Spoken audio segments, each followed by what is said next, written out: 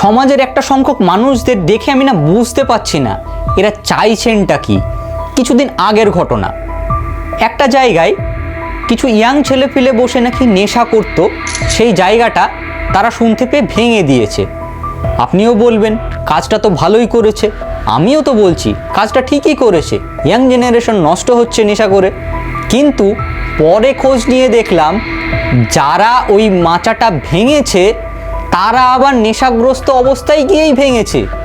তবে কার উন্নতিটা চাইছেন এটা তো বুঝতে পারলাম না।